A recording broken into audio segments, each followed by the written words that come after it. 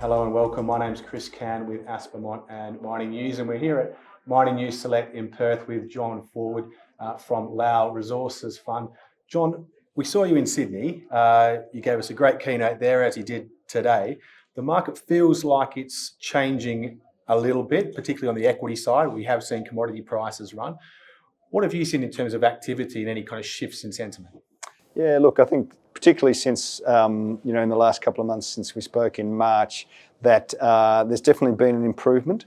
We've seen a number of metal prices run up nicely. They've had a bit of a pullback since then, but that has caused the availability of capital to open up, substantially, I think.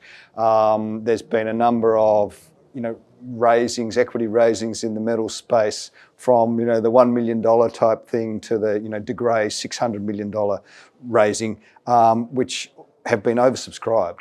And that's a really good sign, I think, that there's more money available for the sector. And one barometer that I use is the number of IPOs that we see in the resources space. And there was a real drought. Last year there was, I think, virtually none.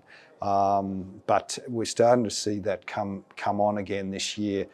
Floodgates haven't opened, but there's a trickle. Okay. Yeah. In the presentation, you mentioned that there's a lot of interest from TSX groups coming through, wanting to talk to you because you're sophisticated, and Australia is essentially a bedrock of sophisticated resource investors. Are you seeing that IPO trend also on the TSX, and are you getting more meetings coming in or requests for meetings coming in from that part of the world, or is this an Australia story at the moment? Look, there's so at the fund we've got the ability to invest in seed equity. Over the long term, I think the value of our seed equity investments is about somewhere between 6 and 8% of our total portfolio. But last year that sort of blew out to 13-14% because we were providing follow-on capital to companies that couldn't get on the boards. A number of those companies have now started to list both on the TSX. We've had one just list last week on the TSXV. It's an Argentinian-based porphyry copper explorer, but we've had also had, by the same token, a couple list on the ASX, and then we've got a couple of others coming up as well. So I think it is, across the board. We're starting to see or hear about the generalist investor coming back and looking at the space, maybe not diving in boots and all, but they're having a look again, which is a really positive sign.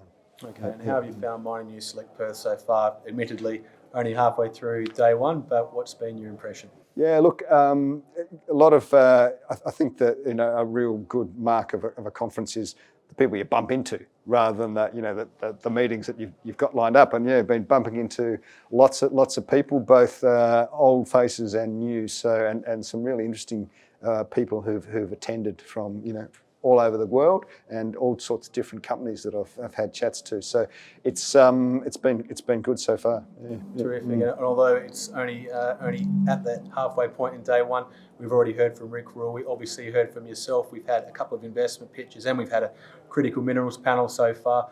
Any key takeaways for you, or from the conversations that you've been having in the hallways? Yeah, look, I think that interest is fairly broad-based across commodities. Iron ore, gold, copper, rare earths, for example. It's not just one commodity that's sort of standing out. Perhaps lithium is still sort of in the naughty corner at the moment, and not a lot of nickel, but pretty broad based aside from those. So I think, and the other takeaway, I guess, is that share prices have come off the bottom.